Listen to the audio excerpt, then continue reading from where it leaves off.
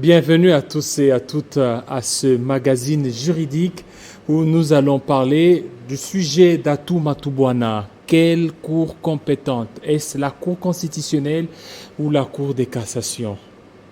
Léon Mambo, juriste, aussi analyste juridique. Bienvenue, Monsieur Mambo.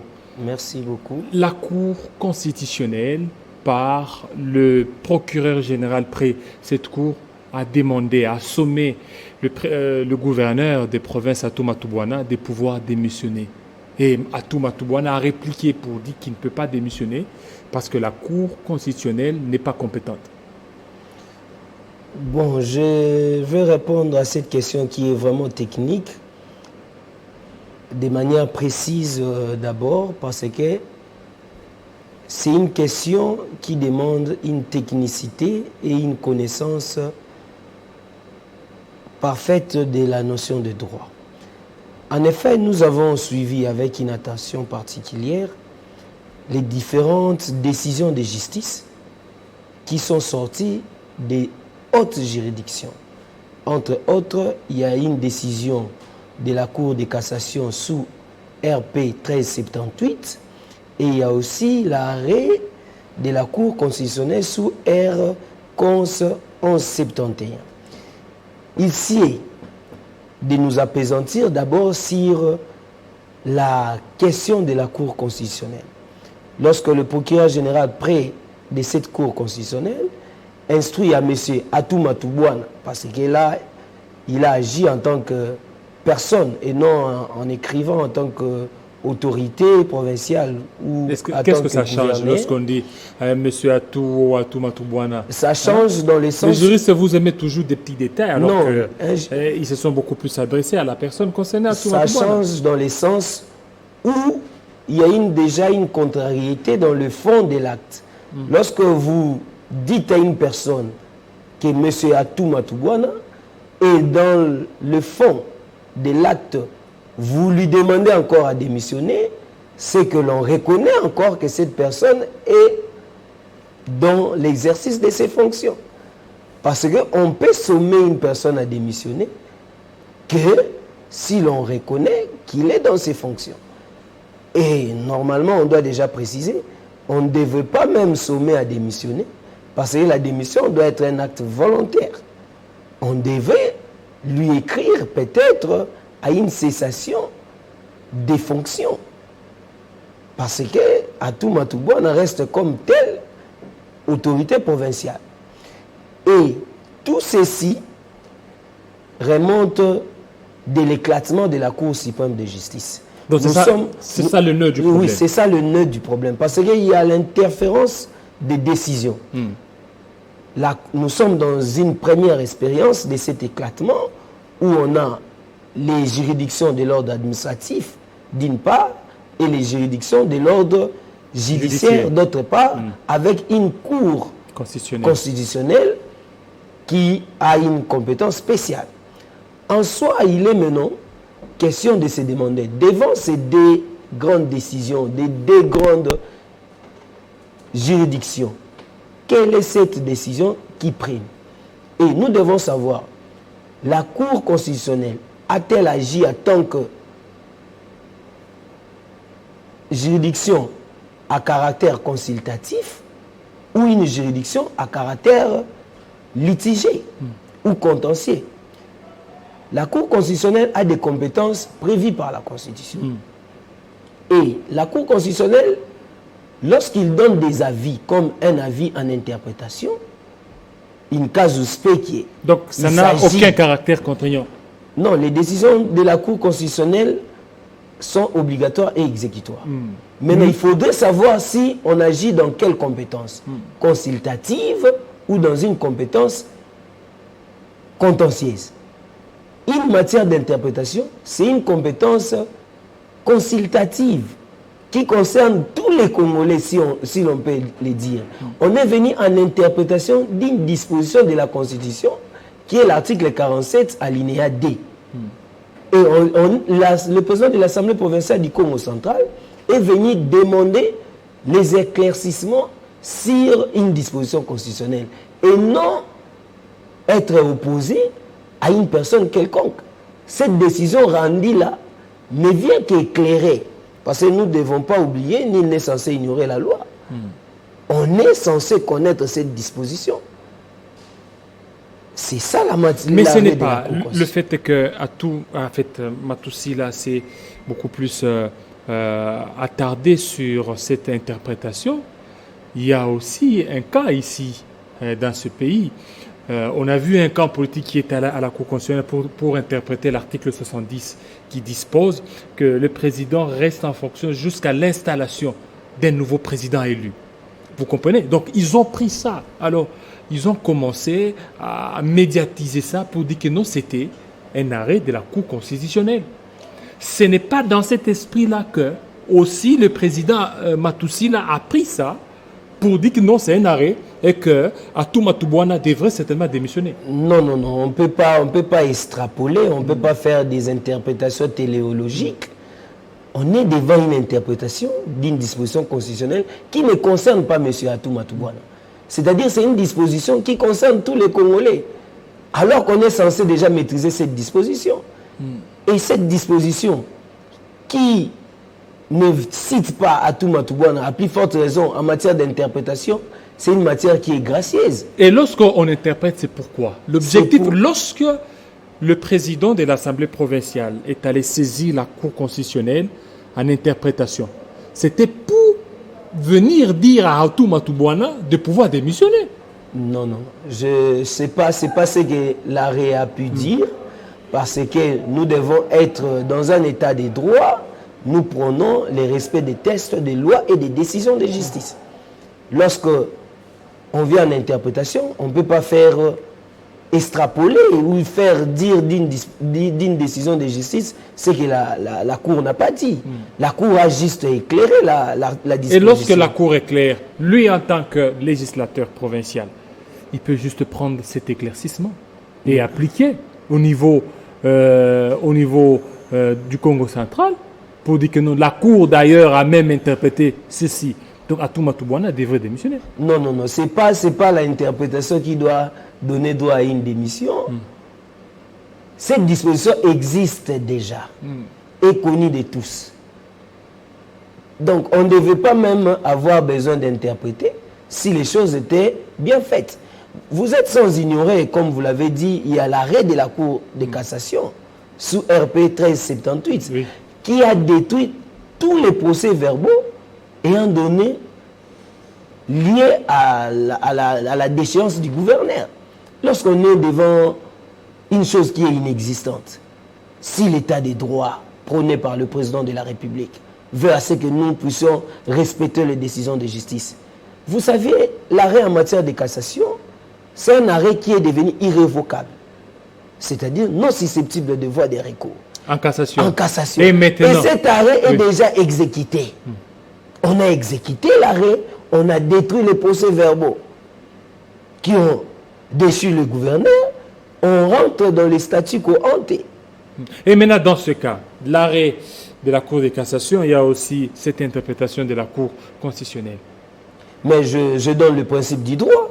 Lorsque nous sommes devant une matière répressive, en l'occurrence l'arrêt sous RP 1378, en face de lui, un arrêt en matière consultative, si je peux le dire, mais en matière civile, il y a un principe général des droits qui s'applique. C'est le principe de la prééminence des décisions jugées au pénal, qui ont une force erga omnes, c'est-à-dire opposable à tous, et à vous, monsieur le journaliste, et au commun des mortels. Cette décision s'impose à tout le monde. Par contre, l'arrêt en interprétation a des effets erga partes qu'à l'égard des parties qui sont au procès. Et dans cet arrêt R-Cons 1171, il n'y a qu'une seule partie, qui est le président de l'Assemblée provinciale, parce qu'il est venu en matière gracieuse. Il est venu par voie de requête. Et lorsqu'on vient par voie de requête, les effets ne se produisent qu'à l'égard de cette partie qui a saisi la Cour constitutionnelle. Et sans oublier en matière consultative. Et là, on vient demander un avis. Un avis qui reste dans son aspect d'éclairage d'une disposition constitutionnelle. Et maintenant, parce qu'il y a maintenant un problème là, il faut que les juristes puissent certainement faire comprendre à l'opinion. Il y a de ceux qui sont en train de s'appuyer sur l'arrêt de la Cour de cassation, c'est vous. Il y a aussi ceux qui s'appuient sur l'arrêt de la Cour constitutionnelle. Pour eux, ils disent que le fait que la Cour constitutionnelle a interprété cette interprétation, c'est déjà un arrêt. Est-ce vrai ou... Non, il n'y a pas quelque chose de dire qu'il n'existe pas des arrêts. Les arrêts sont là. Il y a l'arrêt de la haute cour, parce que la Cour de cassation, c'est la cour qui chapeaute l'ordre judiciaire. Et il y a aussi l'arrêt de la Cour constitutionnelle avec ses compétences spéciales. Et lorsqu'on est devant ces décisions de justice, l'état des droits veut que nous puissions respecter les décisions de justice en tant que telles. Peut-être par néologisme juridique, nous pouvons tomber dans ces cas-là en acceptant. Mais je ne pense pas que c'est ça qui est la procédure et que c'est ça qui veut le respect des textes et des décisions de justice. Devant une telle confusion des choses, nous devons informer maintenant à la population, aux non-juristes, que lorsque nous sommes devant un arrêt en matière répressive et un arrêt en matière consultative, c'est l'arrêt en matière pénale qui s'applique. Il y a aussi ceux qui sont en train de se demander, il n'y a pas une affaire de prépondérance entre la Cour constitutionnelle ainsi que la Cour de cassation. Je l'ai si bien dit. Il n'y a pas de prépondérance entre la Cour constitutionnelle et la Cour de cassation. Parce que la Cour constitutionnelle ayant un caractère un peu exceptionnel, on peut le dire, contrairement à la Cour de cassation, ce qui fait qu'il y a d'autres personnes qui disent que la Cour constitutionnelle a une prépondérance sur la Cour de cassation. C'est-à-dire que tout arrêt rendu par la Cour constitutionnelle a beaucoup plus de prépondérance sur les autres arrêts, par exemple rendu par la Cour de cassation ou le Conseil d'État. Non, on ne peut pas affirmer ces genres de choses. Je ne suis pas de cette école-là, je suis de l'école des gens qui respectent les textes. La Cour constitutionnelle a ses compétences sui generis, des compétences à caractère spécial d'elle-même. Et la Cour de cassation a des compétences civiles et des compétences répressives. Et la Cour constitutionnelle, lorsqu'on la saisit par voie d'interprétation, je répète encore, et je soutiens mordicus mon argument, là, la Cour agit en tant qu'organe des avis. Il donne un avis. On vient consulter la Cour constitutionnelle. On ne vient pas en matière litigieuse comme on serait dans un arrêt rendu sur base des contentieux électoraux. Non. Là, c'est une compétence litigieuse, une compétence contentieuse de la Cour constitutionnelle. Mais lorsqu'on vient en matière d'avis, en matière consultative, vous-même, on vous dit que non, on rend un avis sur base d'une requête.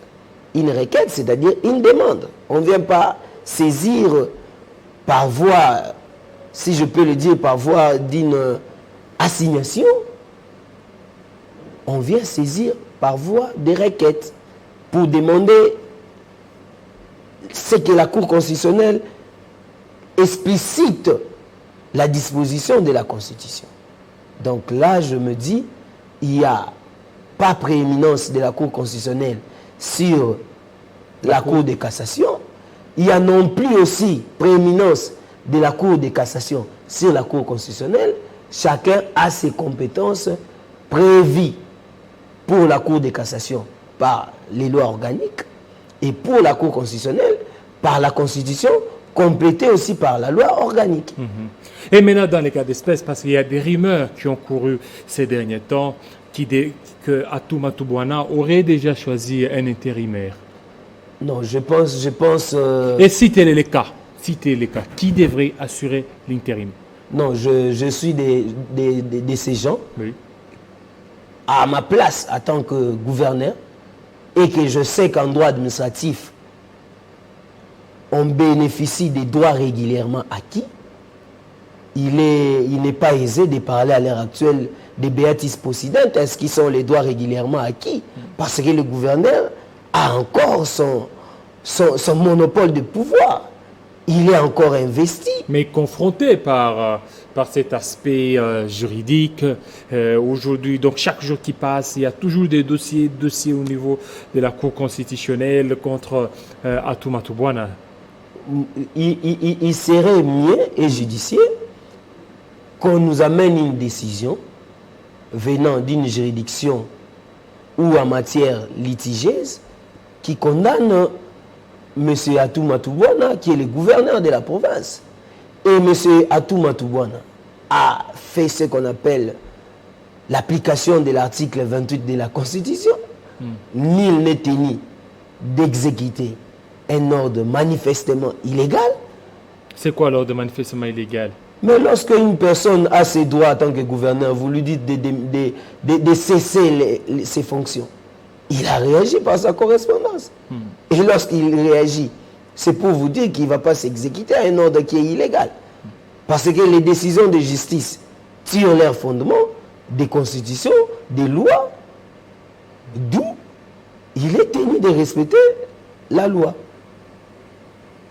C'est un peu ça. Maintenant, pour ceux qui disent que les décisions de la Cour constitutionnelle sont irrévocables, et dans ce cas, il n'y a pas d'irrévocabilité?